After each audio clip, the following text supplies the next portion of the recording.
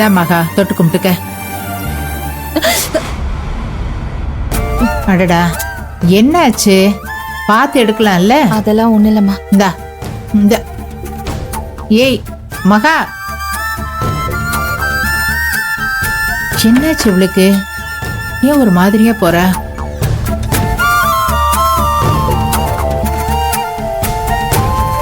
என்னங்க எடுத்துக்கங்க. கற்பகம், காலையில இருந்து காப்பி குடிக்காம பொழுது விடிஞ்ச மாதிரியே இல்ல. ஒரு காப்பி எடுத்துட்டு வா. என்னங்க விடிஞ்சதுமே மகா உங்களுக்கு காஃபி போட்டு தருவாளே, போட்டு தரல? வழக்கமா கொண்டு வருவா, இன்னைக்கு என்னமோ கொண்டு வரல. நீ போய் எடுத்துட்டு வா போ. சரிங்க, கொஞ்சம் வெயிட் பண்ணுங்க. பசங்கெல்லாம் ரெடி ஆயிட்டாங்க. அவங்க போனதும் நானே உங்களுக்கு காஃபி போட்டு எடுத்துட்டு வரேன்.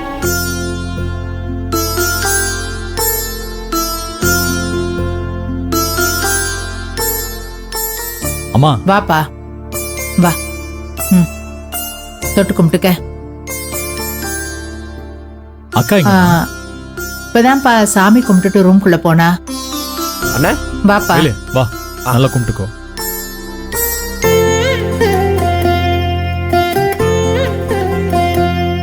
வேலு, அண்ணா இன்னைக்கு உனக்கு முதல் நாள் ஹோட்டல் வியாபாரம்.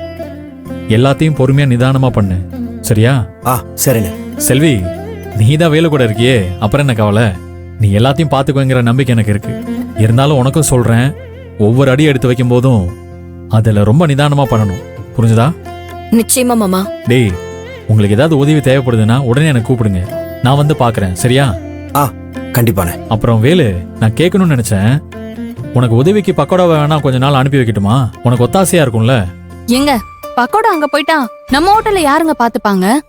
இல்ல கீர்த்தி. அண்ணா அதெல்லாம் வேணாண்ணே. பக்கோடா என் கூட இருக்கிறத விட உங்க கூட இருக்கிறது தான் நல்லது. அவன் அங்கேயே இருக்கட்டும். எனக்கு அங்க வேலை செய்யறதுக்கு ஆள் இருக்காங்க, அவங்கள வச்சு நான் பாத்துப்பேன். ஆமா மாமா, சமையல் எல்லாத்தையுமே வேலு பாத்து பாரு, நானும் கூட இருப்பேன். சப்ளை இருக்க ஆள் இருக்காங்க, இது போதும் மாமா. அட பாவி மனுஷா, இருக்கிற எல்லாத்தையும் உன் தம்பிக்கு உருவி கொடுத்துட்டு நம்ம ஒண்ணும் இல்லாம இருக்கணும்னு நினைக்கிறியே. அப்ப சரி மாமா, அதே மாதிரி உங்களுக்கு எப்ப உதவி வேணும்னாலும் நீங்க உடனே எங்களை கூப்பிடலாம். அடுத்த நிமிஷம் இவர் அங்க இருப்பாரு. சரி செல்வி.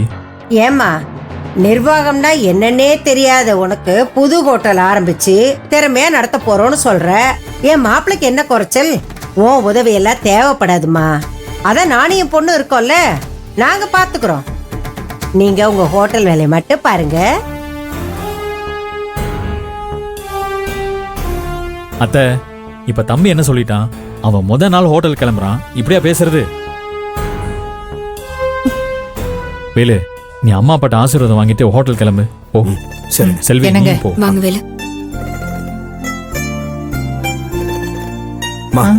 எங்களை ஆசீர்வாதம் பண்ணுங்க. நல்லா இருங்கப்பா, நல்லா நல்லா இருங்க, நல்லா இருங்க. அந்த ஆண்டவன் உங்களை எப்பவும் நல்லா வச்சுப்பான். சரி சரி, போயிட்டு வருவோம். வரட்டும்.